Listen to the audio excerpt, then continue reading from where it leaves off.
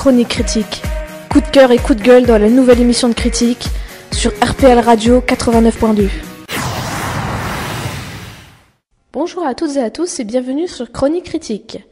Je suis Lise du Centre culturel d'Anatolie et je vais vous présenter cette fois-ci un roman. Celui-ci s'intitule Elena et le roi détrôné, écrit par Claudia Pineiro.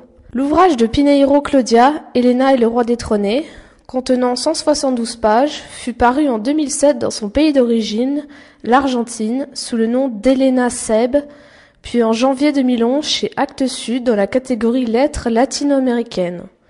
D'origine argentine, il fut traduit de l'espagnol par Claude Bleton. Pineiro Claudia, née en 1960 à Bursaco, dans la province de Buenos Aires, est une romancière, dramaturge et auteure de scénarios pour la télévision, récompensée de nombreuses fois dans le monde. Elle a écrit plusieurs romans, pièces de théâtre, histoires pour enfants et une œuvre pour les jeunes lecteurs. Tous ont été publiés dans son pays d'origine et seulement 3 d'entre eux ont atteint la France grâce à Actes Sud, Les Veuves du Jeudi, en 2009, qui a été récompensé par le prix Clary, Elena et le roi détrôné, en 2011, récompensé en Allemagne par le prix Literaturpreis, et Betty Boo en 2013. Son premier roman a été également adapté à l'écran et a connu un grand succès à Buenos Aires. Romancière à succès, le fil de liaison de ses œuvres reste le même. Elle révèle les choses cachées, celles que l'on n'ose pas s'avouer et qui restent enfouies derrière notre existence, derrière des principes, des concepts et une façon de penser généralisée. Et Elena et le roi détrôné n'échappent pas à son regard perspicace. Écrit dans une époque où les préjugés sont à l'honneur, elle réussit à présenter un roman psychologique, loin d'une enquête policière à laquelle on s'attendait sur la 4e de couverture. On suit une femme d'une 60aine d'années, atteinte de la maladie de Parkinson dans une journée très importante pour elle. Celle qui va lui permettre de prouver que sa fille ne s'est pas suicidée grâce à l'aide d'une femme ressortie du passé. Cette œuvre, traitant de la vie, de la mort, de la maladie et ses méandres, et de dettes ancrées pendant toute une existence, pourtant si connue, recèle encore les mystères que seules les personnes atteintes de ce mal connaissent, et si ce que l'on pensait être réalité n'est qu'un vaste mensonge envers soi-même. Voilà de quoi nous allons parler dans plusieurs paragraphes mélangeant synthèse de l'œuvre en elle-même et de son analyse. Tout d'abord, on remarque que l'œuvre se divise en 3 grandes parties par rapport aux prises de comprimés de Levopoda dans la journée. On se retrouve d'abord le matin, avant même qu'Elena, la sexagénaire atteinte de Parkinson, ne parte de chez elle. Ressassant les lieux importants où elle va devoir passer dans Buenos Aires, elle attend que son corps puisse se mouvoir à nouveau grâce à ce comprimé qui est synonyme de vie pour elle, à l'inverse d'elle. Comme Elena dit, le Parkinson c'est elle, l'autre la salope. Qu'elle compare si bien avec son cerveau qui ne répond plus, ne sert plus à rien sans l'aide de la Levopoda et l'absence de la dopamine, essentielle pour que l'ordre venant de son cerveau atteigne ses membres, un roi détrôné qui ne gouverne plus. Et elle se répète sans cesse une même litanie, elle, la salope, pas Elena, mais sa maladie, le messager et le roi détrôné, qui lui rappelle qu'elle est à la merci de elle. Puis une autre pensée vient l'envahir, la tâche qu'elle va devoir accomplir, trouver qui a tué sa fille, et cela, grâce à l'aide d'une certaine Isabelle dont on ne sait rien. Elle se rappelle où la trouver, dans quelle maison, se trouvant un soldado de la Independencia. Se rappelant le chemin à faire, Elena parvient enfin à lever son pied pour partir en direction de la gare où son train de 10 heures l'attend. Par la suite, il est décrit la façon dont est morte Rita, la fille unique d'Elena et de son défunt mari Antonio. Âgée d'une 40aine d'années, elle vivait encore chez sa mère afin de l'aider pour toutes les tâches quotidiennes, même les plus minimes. La maladie ne permettant plus à Elena de faire grand-chose, ne serait-ce qu'aller aux toilettes seule ou de se couper les ongles. On nous montre alors que c'est la maladie qui contrôle sa mère, que cette dernière ne peut qu'observer et non plus agir. Ce quotidien impitoyable est très bien décrit, tant du côté de Rita que de sa mère. Au fur et à mesure, l'auteur décrira avec une vérité poignante ce que vivait cette femme revêche qui n'appréciait pas sa situation, mais qui continuait malgré tout à s'occuper de sa mère presque 24 heures sur 24, même pour les tâches les plus ingrates, et le calvaire des médecins, mutuelles et autres organismes permettant à Elena de suivre son traitement. Pineiro Claudia a mis alors en avant le parcours du combattant que vivent les malades et leurs familles pour prouver leur situation afin qu'on les aide. Aujourd'hui, les procédures ne sont plus aussi simples. Pour certifier que l'on est réellement malade, trop de choses sont demandées alors qu'ils doivent déjà vaincre ou supporter leur maladie. Et l'auteur dénonce cela. Un peu plus tard, on apprendra même la bataille qu'a dû mener la quinquagénaire pour permettre à sa mère d'obtenir un certificat d'incapacité afin d'avoir ses médicaments. C'est une vie difficile, pleine de contraintes avec sa mère, son travail à l'école paroissiale, sa relation avec Roberto Almada, employé de banque et fils d'une coiffeuse nommée Martha ou Mimi. Mais c'est surtout sur le plan mère-fille que l'auteur s'est fixé durant tout le récit. Ce fut donc sur la pensée de sa fille retrouvée morte, pendue au clocher de l'église et pendant un jour de pluie, qu'Helena se dirige vers la gare en marchant lentement, la tête penchée vers le sol et le dos voûté. Sa maladie la ratatinant au fil du temps et la faisant ressembler de plus en plus à une grand-mère. L'auteur a voulu nous mettre au même niveau qu'Helena, et cela est très bien réussi, notre point de vue est très restreint. On suit le même parcours que la sexagénaire, nous ne sommes pas valorisés par rapport à elle. J'ai particulièrement aimé cette façon de voir qui nous met encore plus dans le récit, et nous fait également plus ressentir ce qu'Helena vit jour après jour, et qui ne l'empêche pourtant pas d'avancer, d'atteindre la gare, puis de réussir à s'asseoir dans son train avec difficulté.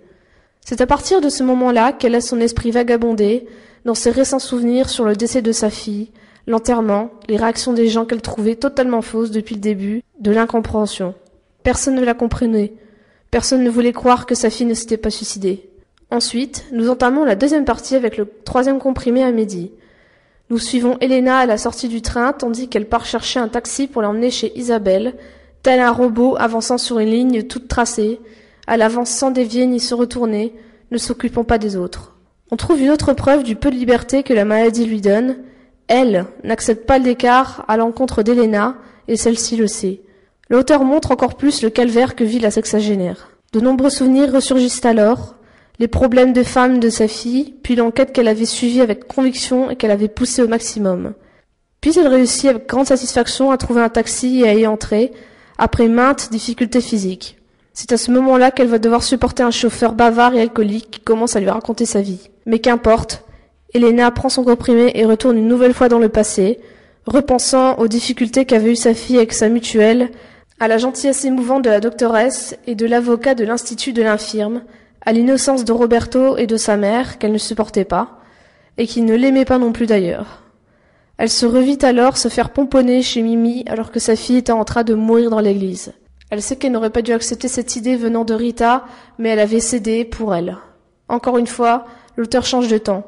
On se retrouve d'un coup à la place de Rita, puis d'Helena. On voit différents points de vue et au fur et à mesure, on découvre des fragments du passé juxtaposés à la réalité. Cet exercice d'écriture est particulièrement réussi, et je trouve qu'il ne casse pas le récit en passant de l'un à l'autre. L'écrit est fluide et bien mené. Enfin, on se retrouve dans la troisième partie avec le quatrième comprimé l'après-midi et l'arrivée d'Helena chez Isabelle après quelques difficultés d'orientation par le chauffeur qui s'en est allé très rapidement. C'est avec émotion et nostalgie que l'on voit la sexagénaire retrouver la maison de cette femme qu'elle avait rencontrée il y a 20 ans, lorsque sa fille l'avait amenée, à moitié inconsciente, chez elle. On va apprendre alors que leur intervention empêcha Isabelle d'avorter et que depuis ce jour, Helena croyait que cette dernière lui était redevable. Et c'est avec autant d'émotion qu'elle se retrouve et qu'elle parle, s'explique les choses. Mais alors qu'Helena pense son objectif atteint, qu'Isabelle allait lui prêter ce corps qu'elle ne possédait plus, elle apprend que ce qu'elle croyait être vrai n'est qu'illusion. Cette dernière ne lui était pas redevable, au contraire. Depuis 20 ans, elle vouait à un souhait qui s'était réalisé, que Rita meure. Elle ne voulait pas devenir mère, elle le savait. Mais par intervention de Rita, elle l'est devenue et elle ne l'accepte toujours pas. Tout le monde était contre Isabelle, et tout ce qu'elle a dû faire, c'est supporter sans rien dire. Et là, l'histoire se répétait. Helena vient à son tour disposer du corps d'Isabelle contre sa volonté, mais cette fois, elle ne se laisse pas faire. Comme votre fille qui ne me connaissait pas, votre fille qui n'a pas osé être mère, mais qui a disposé de mon corps, comme si c'était le sien, comme vous aujourd'hui qui n'êtes pas venu solder une dette, mais commettre le même délit 20 ans après. Les croyances d'Helena s'évaporent alors, elle ne sait plus quoi répondre, quoi comprendre, et tout ce qu'elle est capable de faire, c'est d'écouter et de caresser le chat d'Isabelle, alors qu'elle pensait ne pas les aimer. Maintenant, Helena ne sait plus quoi faire, ce qu'elle croyait être vrai était faux depuis le début, et elle commence à croire que sa fille s'est finalement bien suicidée en écoutant les arguments d'Isabelle qui l'amènent à cette vérité. Elle s'est voilée la face depuis le début, elle le sait, et maintenant que lui reste-t-il ? Elle ne sait plus quoi faire maintenant en part continue à vivre. Ce retournement de situation nous mène alors à penser que ce que l'on pensait être vrai ne l'est pas toujours. En somme, grâce à un style narratif, l'auteur arrive à juxtaposer, croisé les 3 femmes maîtresses du récit et réussi à impliquer la maladie d'Elena comme une 4e personne venant perturber le tout.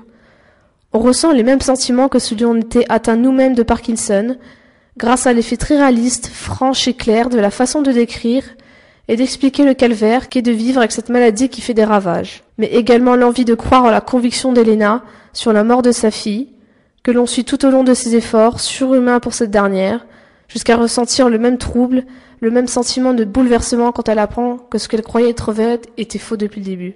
Ce qui vient nous faire penser qu'à force de croire tout savoir, on se trompe souvent. Pour conclure, cette œuvre, que je croyais simplement expliquer ce qu'est Parkinson, m'a fait penser autrement quand j'ai posé mon livre et que j'ai réalisé que ce que l'on croit être vrai ne l'est pas forcément, et que l'auteur était allé encore plus loin que les simples descriptifs de la maladie, elle me l'a fait vivre. C'est pourquoi je vais lui mettre une note de 8 sur 10. Voilà, Chronique Critique c'est fini pour aujourd'hui. Merci pour votre écoute, bonne journée à tous et à très bientôt. Chronique Critique. Coup de cœur et coup de gueule dans la nouvelle émission de critique sur RPL Radio 89.2.